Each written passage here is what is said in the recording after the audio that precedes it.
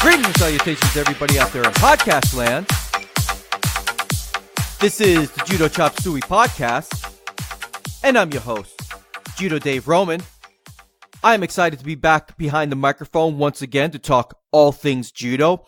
I've got quite a list of topics that I'm going to discuss today. It's going to be a variety type of thing. I'm not going to just stick to one thing because there's a lot of news going on and a lot of things that I want to cover. I've got some listener reaction. I'm going to talk about the upcoming Montreal Grand Prix and its inaugural event. I want to cover a little bit of the European Open because that's kind of a big deal over there in case you guys are not aware of that. I'm also going to cover a little bit of kata-related news for some of you kata enthusiasts out there. And unfortunately, I say some.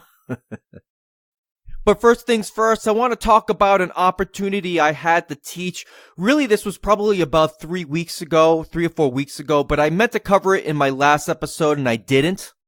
So as many of you guys know, I am a member of Ybor City Jiu-Jitsu Club, which also has a judo class, and I took over the Wednesday class for one class, which was nice because this was probably, I would say the first time in about 8 or 9 years that I taught an adult class, because every time I've had an opportunity to take over a class, it's always been a kids class, but this time it was adults, and it was a really fun experience. I really enjoyed it. There was probably about maybe 8 or 9 adults total, so they were all very enthusiastic, and I was very proud of their effort.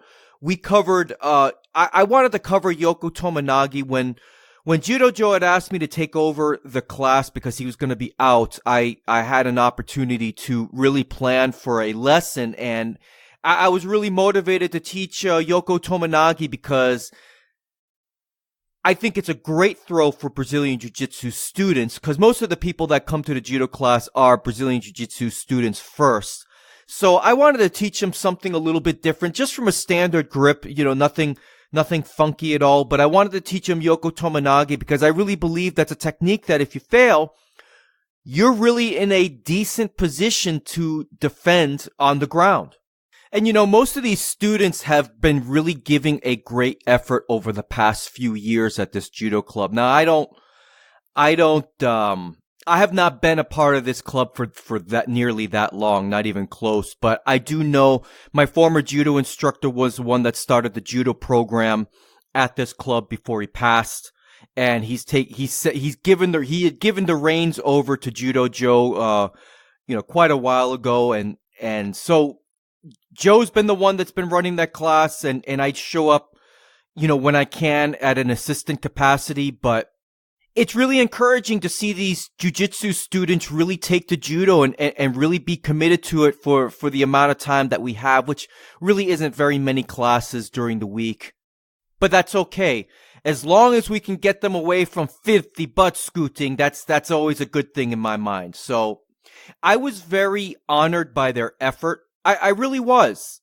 Teaching kids can be a lot of fun and it can be very rewarding in its own right. But for me, teaching these adults, seeing them really try, seeing them do what I ask without any back talk or ridiculous questions, it was really a great experience. I said at the end of the class, I said I was honored by their effort, and I really felt that way. It was again, like I said, it had been so long since I taught any adults, apart from helping the guy, a person here and there during class or whatever the case may be. But as an actual class, everybody really gave a solid effort. So with that being said, I have a question for all of you, and I don't know, I encountered a situation in this class. It wasn't a really bad situation per se. I just didn't know what to do or what the proper protocol is. So someone who is higher ranked than me happened to show up at the club, and he's a regular at this club, but it was one of those situations where I was asked to do the class, and I'd encountered this situation before several months prior where I had planned on doing a lesson, and he happened to show up late, and when he showed up, I deferred the class to him, and he taught the class. He did a great job. But this time around, I really prepared an outline in my mind on how I wanted to run the class, and kind of a similar situation happened.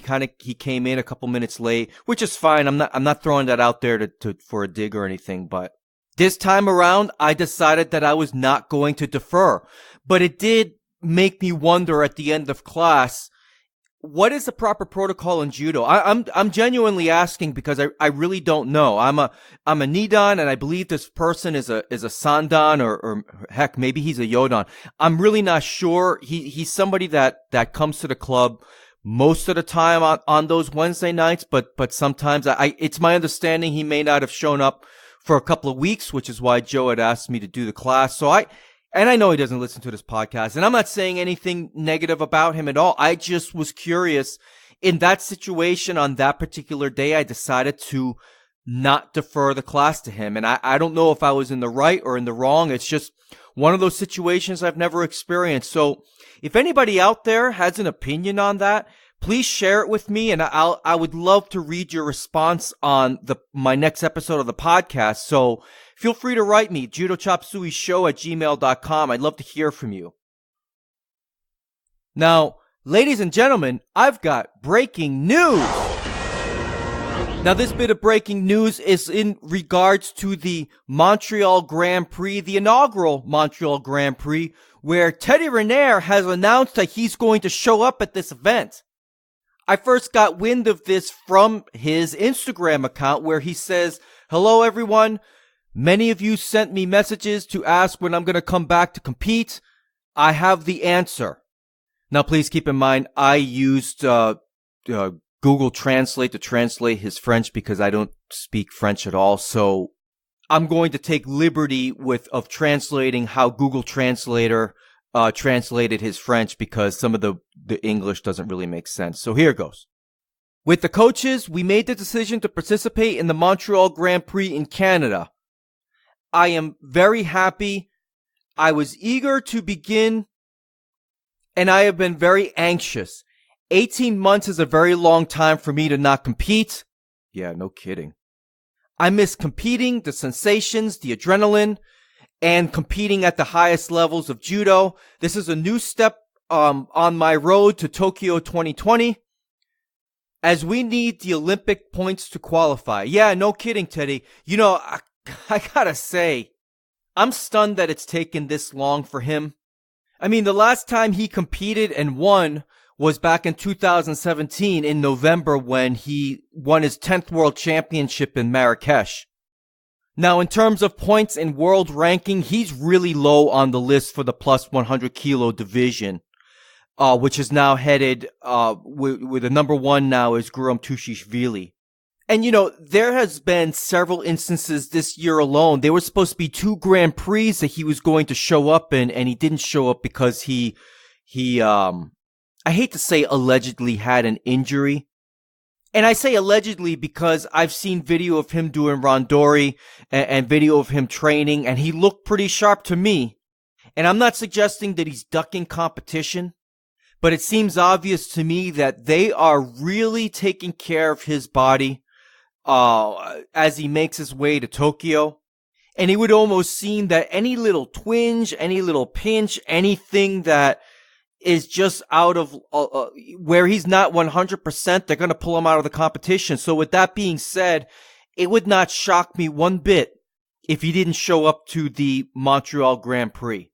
You know, and like the old saying goes, fool me once, shame on you. Fool me twice, shame on me. So until he actually steps on the mat, I'm taking I'll believe it when I see it approach. But since this is Teddy Riner, the greatest competitive judoka of all time, at least on the IJF World Tour, this is big news. And since I plan on releasing this episode prior to the Montreal Grand Prix, which is taking place on the weekend of July 5th, I figured that many of you would be interested in watching Teddy Riner's return over that weekend. Now, speaking of Grand Prix events, I have an interesting bit of information and news coming from Judo Inside, which I've said it before and I say it again. If you're not reading judoinside.com, what the hell's the matter with you? So I caught this article about a week ago. Apparently the Grand Prix in The Hague, Netherlands, has been canceled. So according to the article on judoinside.com, it states the IJF have pulled back the license for the Grand Prix in The Hague due to expected financial losses for both contracted editions in 2019 and 2020. A severe loss for the Dutch Judo Association, where in 2017, the City Council of The Hague announced the top event in the World Tour for a period of 4 years. The Grand Prix was scheduled from November 15th through 17th. The Dutch Judo Association president stated, "It's sad to conclude that the financial challenge is simply too big. The costs per edition are approximately €950,000, and those are not covered in full. The Grand Prix doesn't fit the subsidy policy of the Ministry of Sports." Yeah, so with that said, I would venture to guess that that would mean the Dutch Judo Association would have to come up with those funds in its entirety, and they simply just don't have that kind of cash. And I don't know what kind of advertising revenue or ticket sale revenues that these Grand Prix events generate, but I can't believe it comes anywhere close to a major sport in the United States like the National Football League. The article continues, for 2019, the Grand Prix of Montreal was already added to agenda, which I just talked about. Also, the Grand Prix in Tel Aviv had its inaugural edition this year. In total, there are now 9 Grand Prix events. One less than 2019 are also Cancun, which doesn't have a Grand Prix anymore. See, I didn't know that. I wonder if a similar situation happened in Mexico, because in the back of my mind, I was looking forward to watching that Grand Prix event, and now it's gone. However, continuing on, previously the Grand Slam of Brasilia was added to the World Tour in 2019 as well. So in terms of number of events, it's still in balance. That's per the judoinside.com article. So the Grand Prix in The Hague and the Grand Prix in Cancun are no longer, which, again, it would have been nice to keep the one in Cancun, because for our athletes on this side of the world, it's probably a lot easier to travel to. I won't go as far as saying it was cheaper, but certainly it's got to be easier being able to travel to a major event within your time zone, or maybe 1 or 2 hours away. So if anybody out there knows how the financing for these kind of events take place, shoot me an email and let me know, because I'd be interested to learn more about that. All right, so moving along, it's time for my favorite segment of the Judo Chop Suey Podcast. What time is it? Listener reaction. All right, so just some fair warning. Just want to let you all know that this is going to be a longer than usual segment for listener reaction, because I got some pretty good email, some pretty good questions, and I want to cover them in depth. So the first thing that I want to talk about is not necessarily a question that I received. Well, it was a question, but they had asked me to read off a particular news item that may be of interest for you kata enthusiasts out there. Now listen, Christian. That's right. I am talking to you. Do not push the fast forward button on your player right there, all right? Don't do it. Do me a favor. Don't do it. Same with everybody else out there that are not kata enthusiasts. You're going to want to listen to this piece of news that comes from the USA Judo Senior National Championships. And I'd like to add that once again, I am doing the work that USA Judo refuses to do. I'm kidding. All right, on to the bit of news item that I wanted to cover.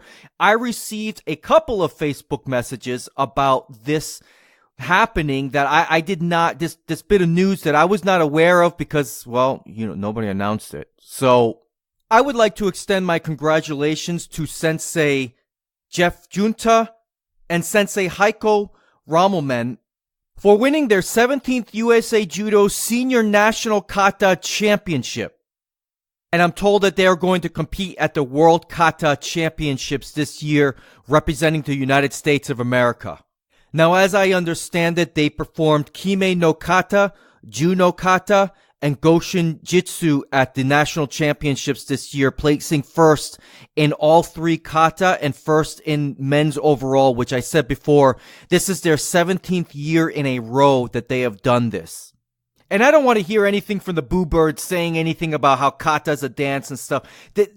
Look, after having to teach myself Nage no Kata to earn my Nidan, that was one of the hard, I've said it before, Teaching myself Nage no Kata was by far the hardest endeavor I have ever tried to strive for in judo ever.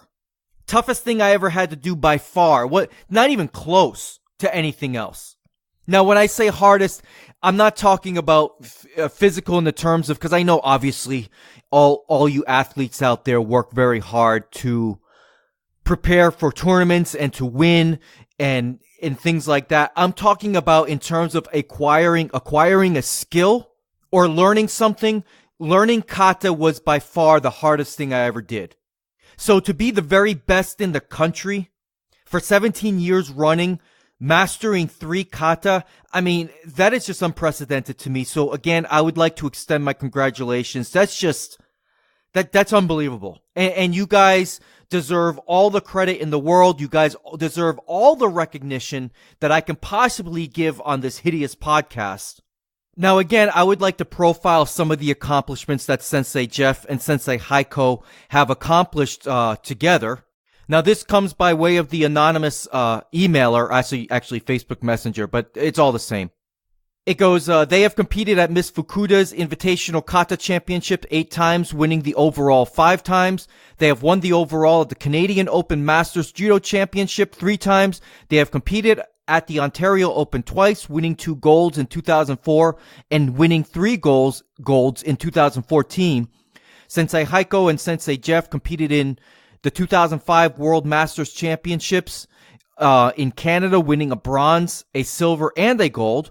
They have represented the United States at 7 Pan Am Championships, earning medals in 2001, 2003, 2004, 2005, 2007, 2008, and most recently in 2018 in San Jose, Costa Rica, taking 2 gold medals. They've medaled in all of those previous events.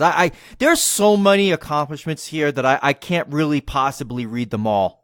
So, anonymous emailer, if you're listening to this, and I'm sure you are, please don't take any offense for me to cutting through a lot of what you wrote, because I can't read the whole thing, but I hope that I have done a good enough job to properly recognize the accomplishments of these 2 gentlemen and these 2 sensei.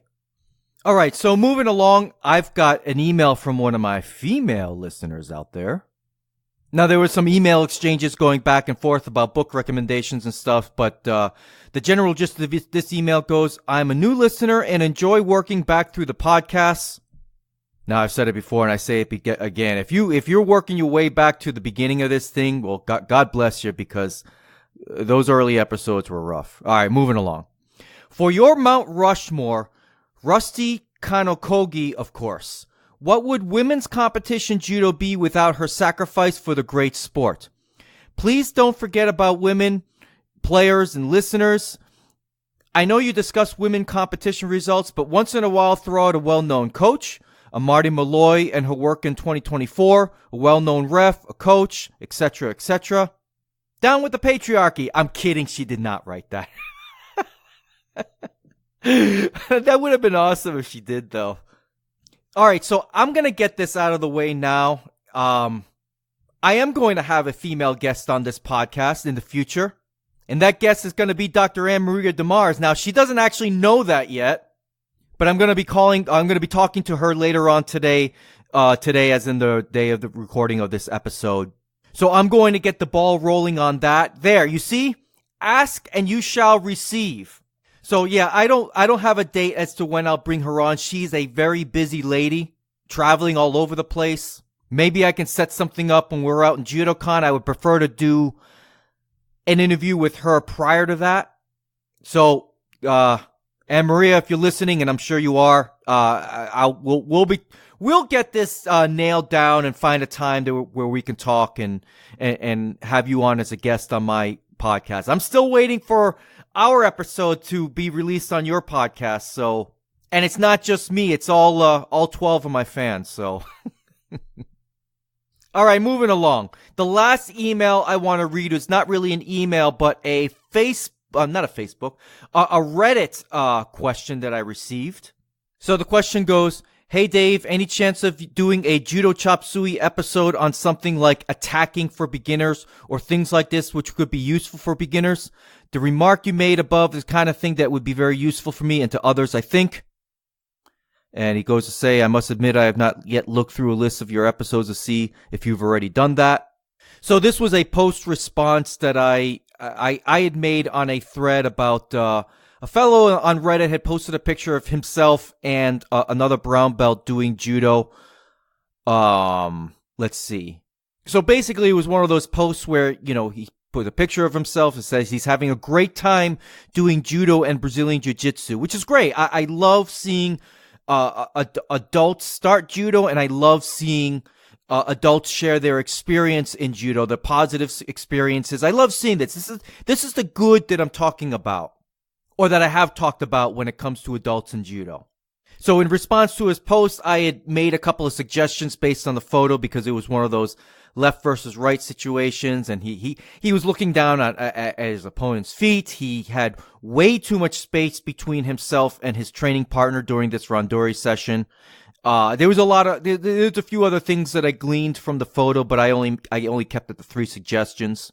But to answer the specific question, this is something that I talk about when I actually help other people at my club, doing judo or learning principles and stuff. When it comes to adults, it's really great. I talked about this earlier before, but teaching adults is great because you could talk to them at a different level and talk about principles that would just fly way over the head of an 8-year-old or 9-year-old kid, And I'm pretty sure the fellow that wrote to me is a little bit older than me, so this may be helpful.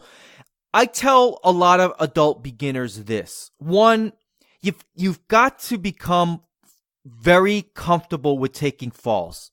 And it's not something you should resist doing unless you've got an injury. Well, if you have an injury that you're protecting, you probably, as a beginner, you probably shouldn't even be doing randori, period. And as older adults, I think the most important thing to remember is to recognize and respect your age.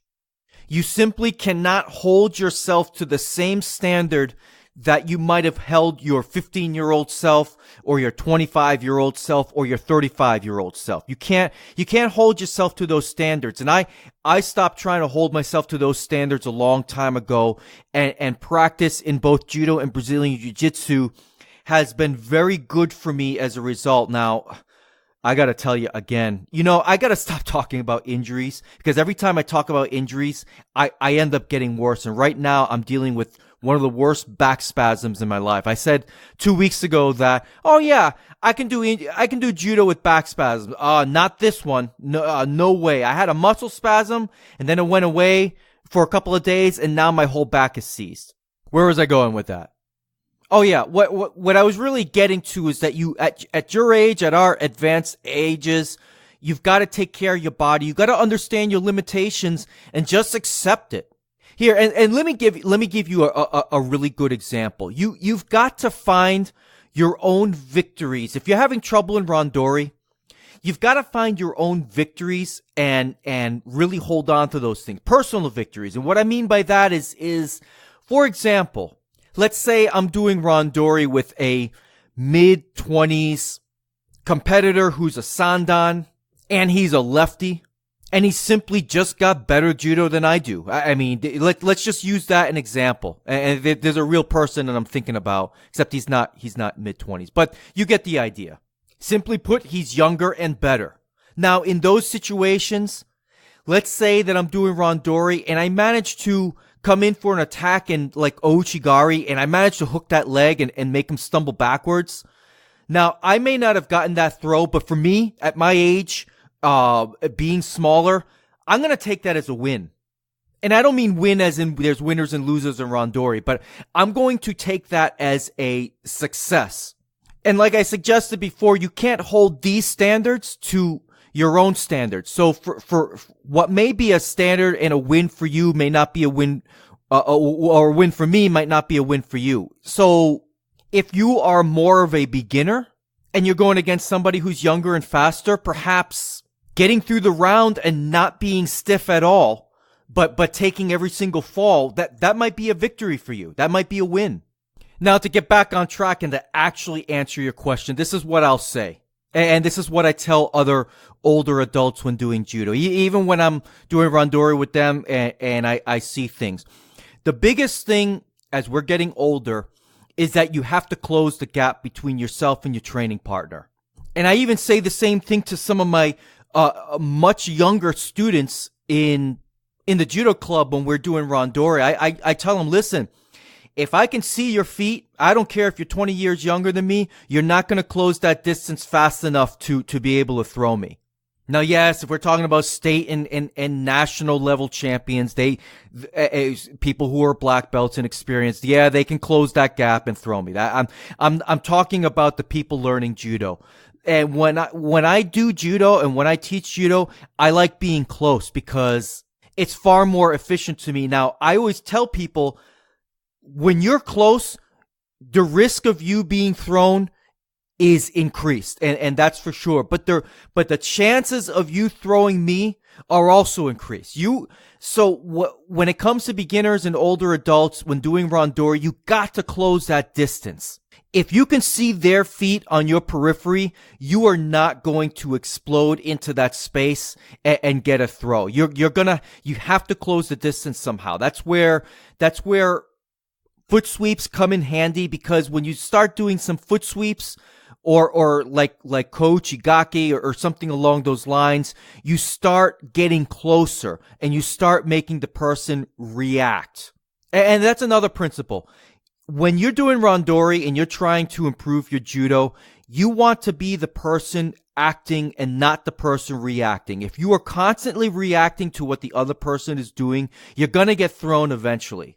So constantly create action and be a lot closer during randori. When I mean close, I'm talking about like hip to hip practically. Especially if you're a lefty versus righty, that space should only be a few inches, and that's where you're fighting. Practicing. And if you're caught, take the fall. Because when you take the fall, that is the tapping out of randori, basically.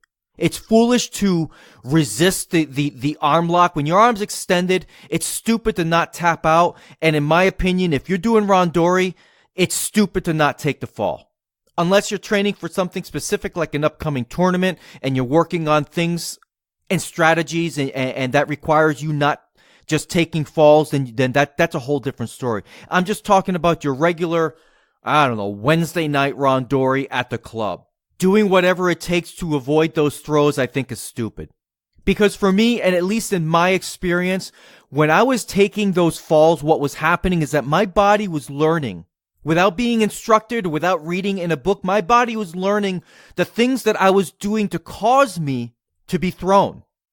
So I get thrown, I get up, and I go right back at it again. Get thrown, get up, go right back at it again. I've said this before, that when I first joined my sensei's club, like the one that I spent the most amount of time in, I got thrown for 7 months in a row.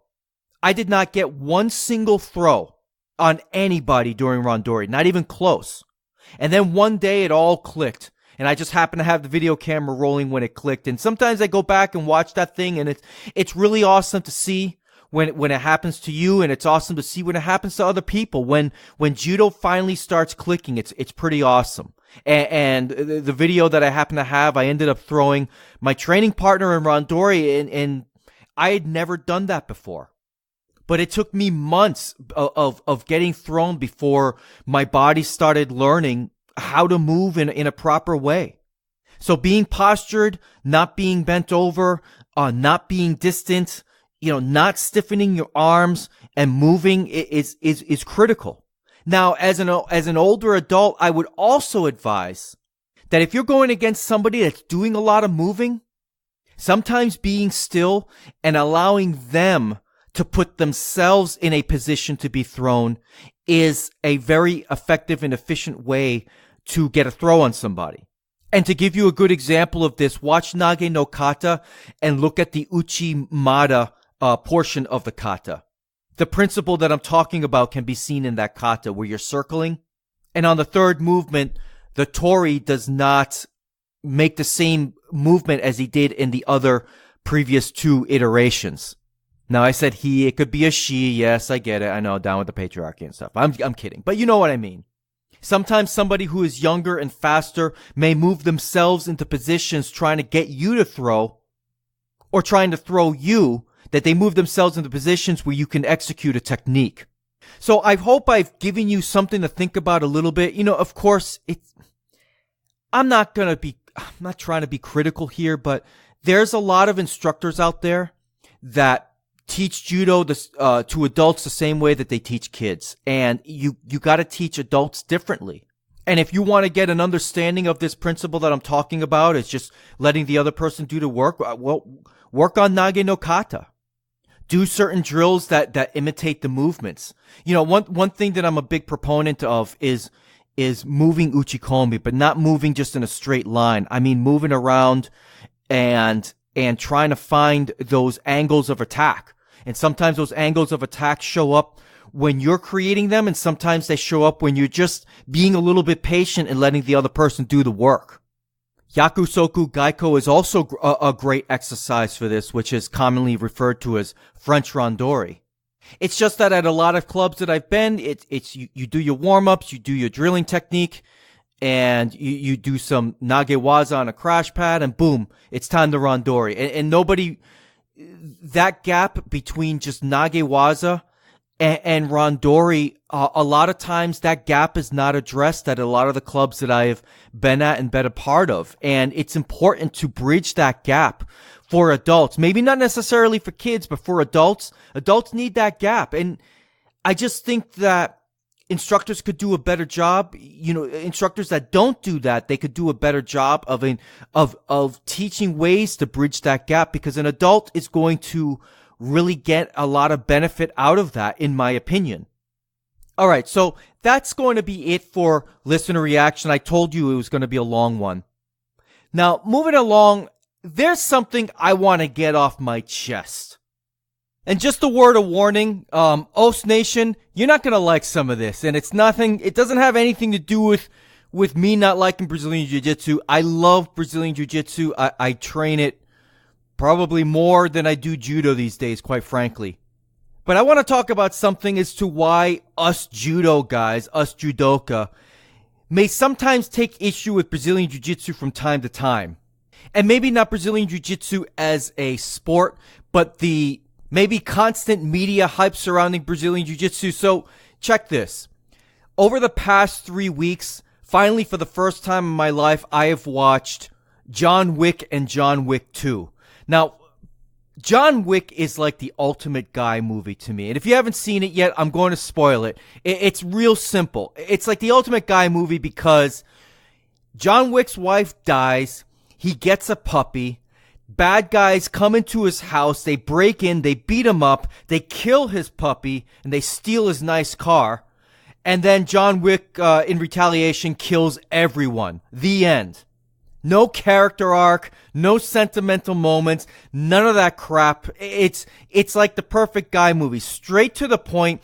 You've got this secret organization that uses these gold coins. They don't bother to explain it. It doesn't matter. And on top of everything else, they reference Baba Yaga, which to me, any movie that references Baba Yaga is awesome.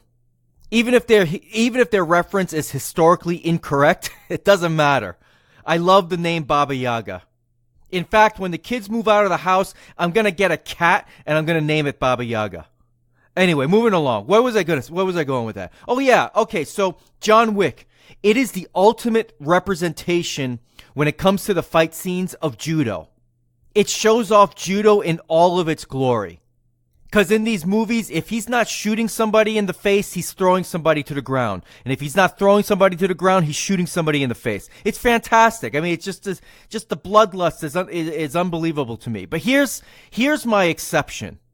If I do a Google search for Keanu Reeves, John Wick, and training, do you know what comes up? A bunch of articles saying John Wick training Brazilian Jiu-Jitsu, John Wick training with the Machado brothers. That's f***ed up, man. Let me tell you, Keanu Reeves is doing judo in those movies. He's not doing Brazilian Jiu-Jitsu.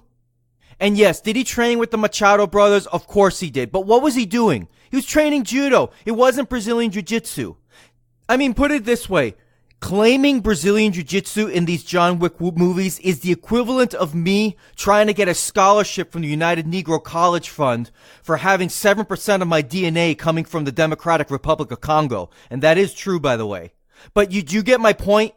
When you look at me, what do you see? A very handsome, Hispanic, middle-aged man. And when you watch John Wick, what do you see?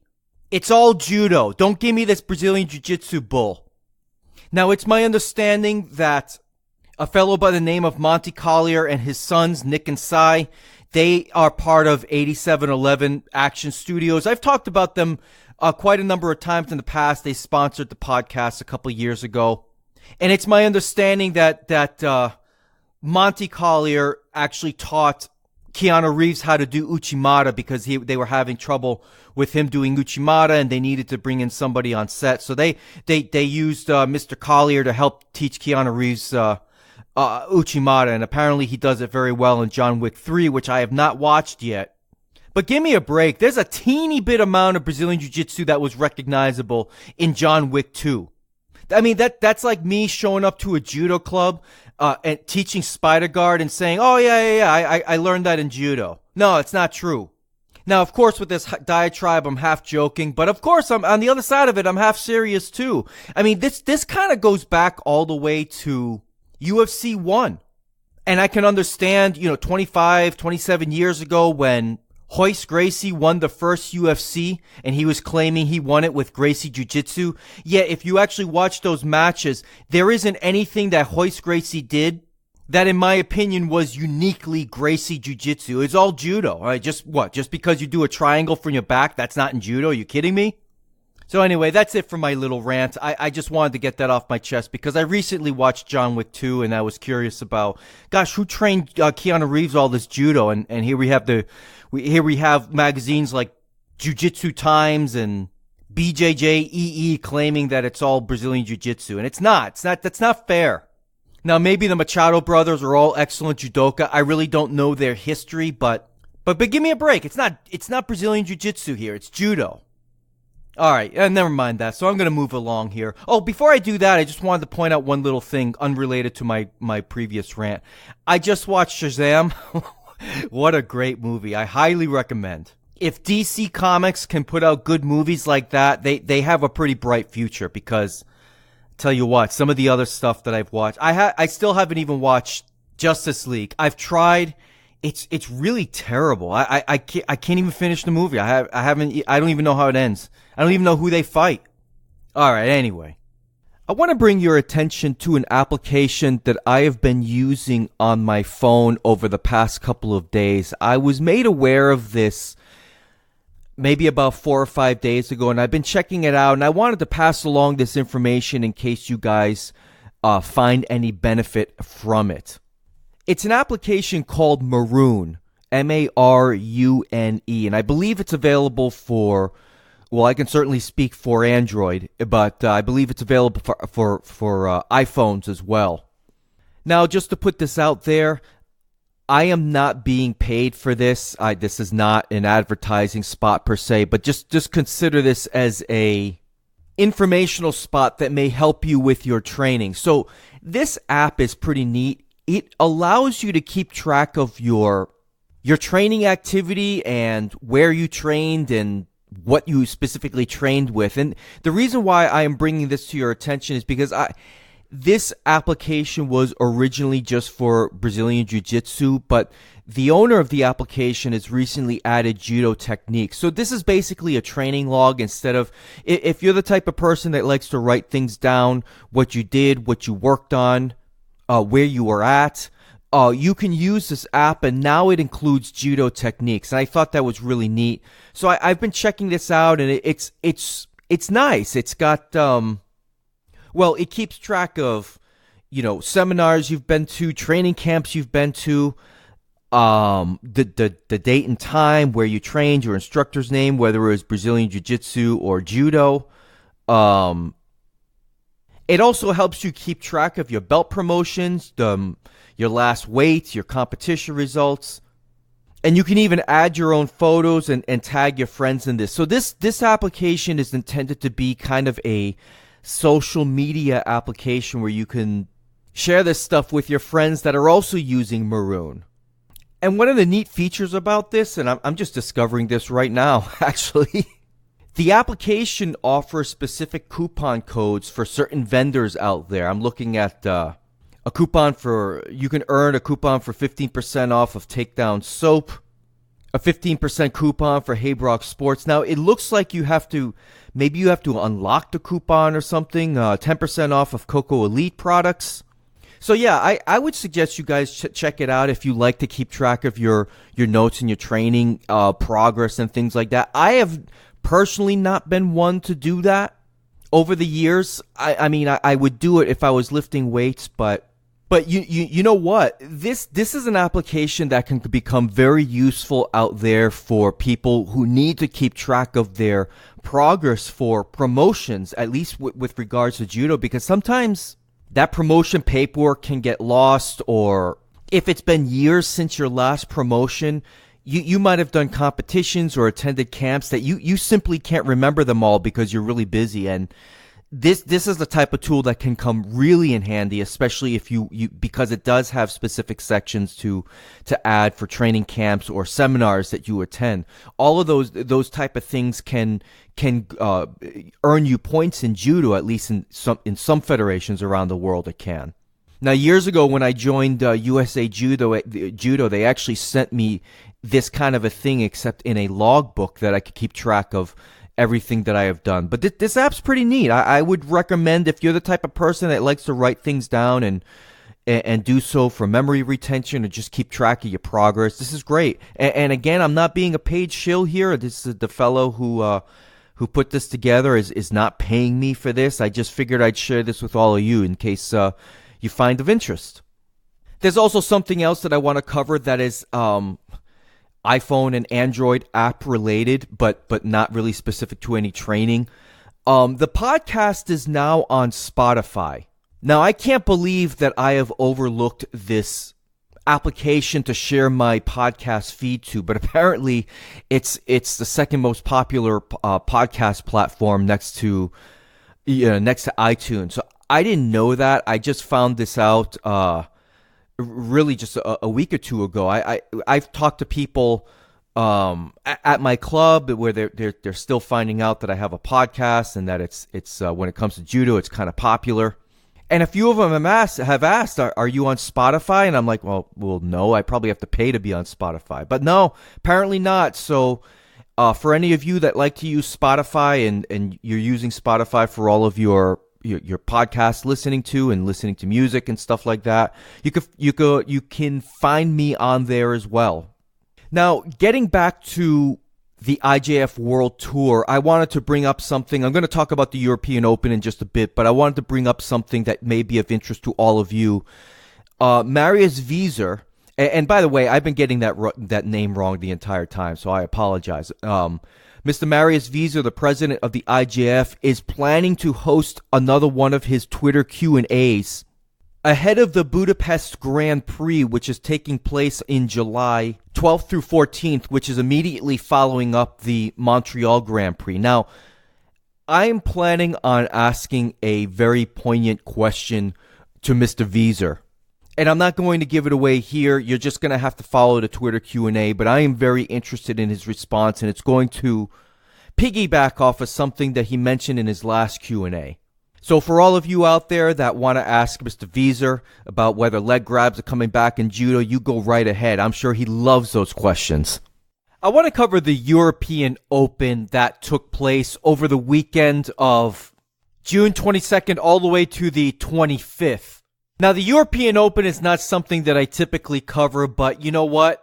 This was a huge event attended by many of the IJF stars on the World Tour. And I'd like to start off with Guram Tushishvili, who was amazing. And I watched his final match against Inal Tasoev of Russia, and what a lively match that was. I highly suggest, if you haven't seen it yet, go ahead and go on YouTube. I know it's there because I've watched it a couple times already. Now, Tasoev of Russia threw Tushishvili with a huge, I guess what I would call Nidan Kosotogari.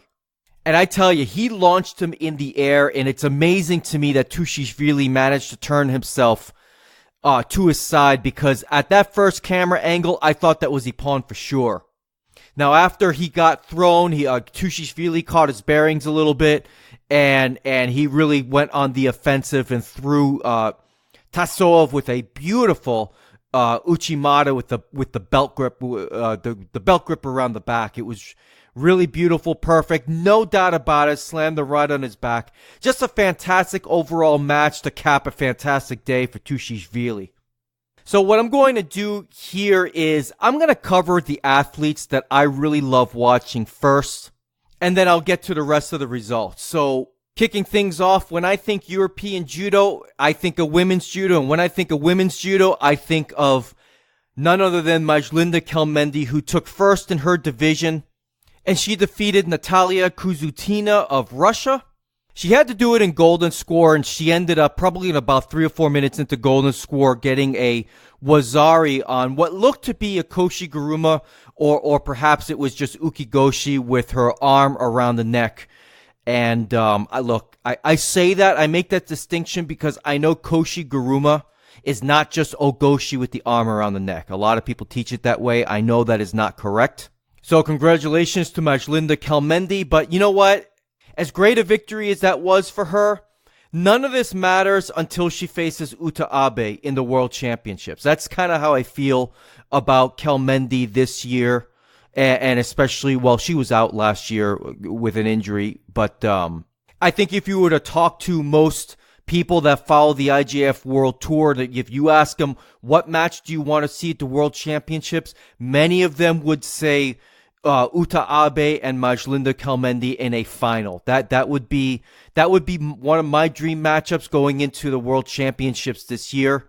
Now moving on to another person I always keep an eye out for, Clarisse Abegnenu of France. She took first place, defeating Alice Schlesinger of Great Britain. Wow, Great Britain making it to a final. That's fantastic. I know I've been saying it over the past year or so that the ladies team for Great Britain, I expect big things out of them in the World Championships and heading into Tokyo next year, the Olympics. So that's good for them. I certainly, well, I won't go as far as saying that I would root for Great Britain over the United States, but certainly a team that I'm always looking out for, or a group of individuals as a team that I'm always looking out for is Great Britain. And that goes for Canada as well. So, but in this division, Clarisse Abegnenu, there's no surprise there. Now, I could not actually watch this match on YouTube because the feed just shows the scoreboard. I guess they had an issue with broadcasting rights, whatever the case may be, for the live feed of the European Judo channel. I don't understand what went on. All I saw was a scoreboard, and I could hear a lot of cheering and stuff. But Clarisse ended up winning by ippon at some point in the match. I can't tell you how she did it, but I'm sure it was very impressive. Now, I was a little surprised to not see Tina Turstenjak on the competition sheet at all. I don't know if she's injured, but I fully expected her to be at this tournament, and she was not there for whatever reason. She last competed in Baku a couple months ago, so I don't know what's up. If anybody knows what's going on with her, please let me know. So continuing on, when it comes to two competitors that that I'm always keeping an eye out for, in the under 48 kilo division, it's no surprise Daria Biludid defeated Irina Dolgova of Russia. Now, once again, video of this match is pretty scarce, but I did manage to see a highlight film, and it would appear that Biludid won her match by wazari via osaikomi. I'm guessing she got 10 count or something along those lines. It was such a quick highlight film that I didn't really even see it. I was not able to watch this live, so there has been some matches I've been able to watch, but I'm really only commenting on the finals, and some of those videos are hard to come by. The Tushishvili final was put out by somebody else, which was commentated in another language that I could not understand, but I'm still going to cover it because some of these names are really important heading into the World Championships. Now, going back to the men's side in the under 66 kilo division, it was won by Georgi Zantaria of the Ukraine, who defeated Matteo Medvez of Italy with a huge Uchimata. I mean, so huge that I could hear Medvez's body hit the mat. I mean, it was a huge throw. And the feed that I saw...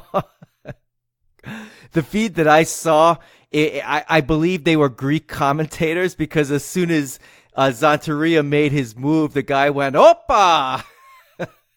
I love it. That was awesome. All right, so quickly, I want to cover some of the other winners in the other divisions. The under 60 kilo division went to Lukumi Chikvimiani of Georgia, who defeated Francisco Garagos of Spain. Let's see, I already covered the under 66 kilo division. The under 73 kilo division was won by Tommy Masias of Sweden, who defeated Rustam Orzhov of Azerbaijan. The under 81 kilo division was won by Matthias Kasse of Belgium, who defeated Ivayalo Ivanov of Bulgaria.